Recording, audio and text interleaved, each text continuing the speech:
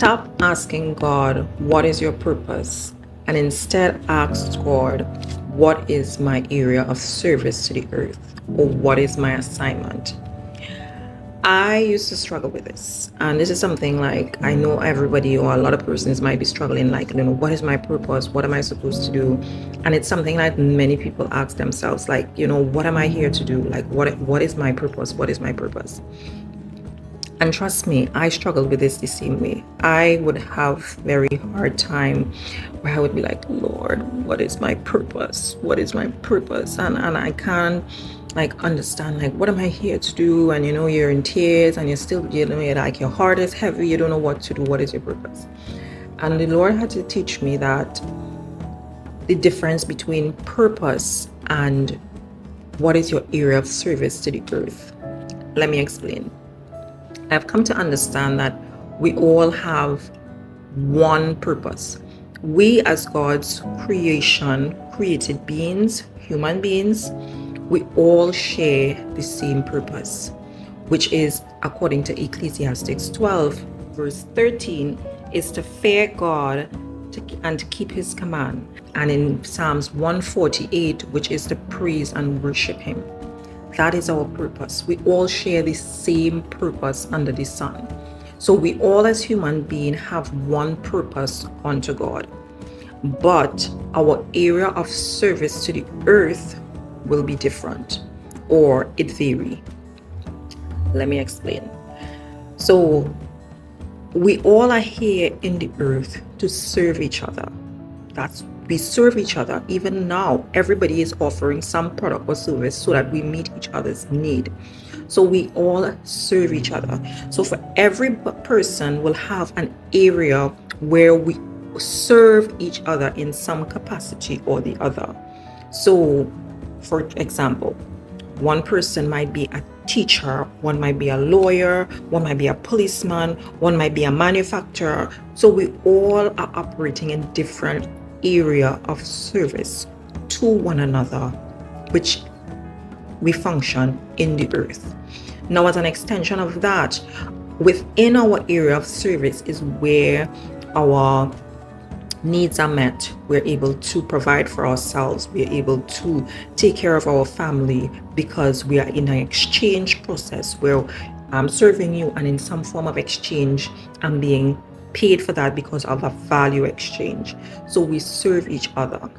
However, when it comes to understanding purpose, you will be functioning in two capacities. For some persons, they might be functioning in probably just one because they may not necessarily be a believer where they actually in operation to the purpose in which God created us for. Because God created us to serve him, obey his commands, and to praise and worship him. So I always say that one's area of service can change. Today, God might want you to be a teacher, and maybe along the journey, 10 years from then, he may shift that area of service where he may plant you in another area where he might want you to be an evangelist. So your area of service to the earth may change, but your purpose never changes.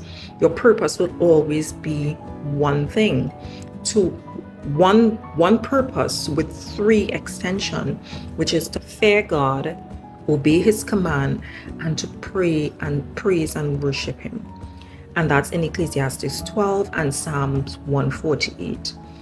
And we do that. And I also say as well, even when a person may not necessarily feel like they've found their functioning or their area of service or their assignment, which is another word of differentiating your area of service, once you're operating in the purpose of fearing God, obeying his command, and praising and worshiping him, you are in purpose.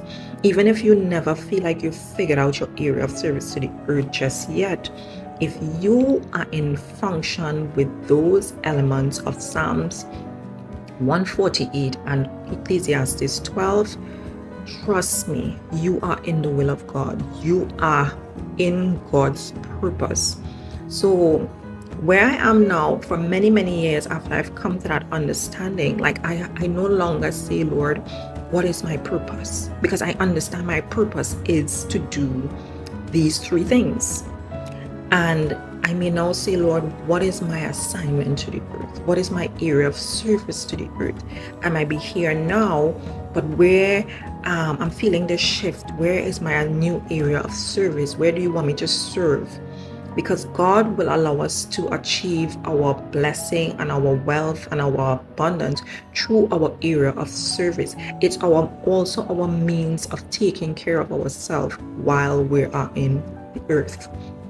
So I encourage you, don't ask God what is your purpose. Ask Him what is your area of service to the earth. What is your assignment? And understand that when you are in purpose is when you are pleasing God, you are praising and worshiping Him, you're obeying His command, and you're loving Him.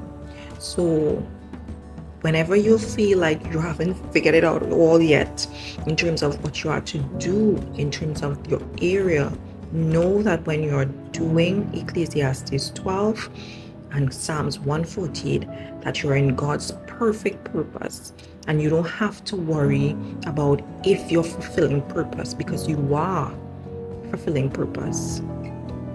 So I hope that this was an explanation that you could now probably use, and stop beating yourself up and saying, what is my purpose? What is my purpose?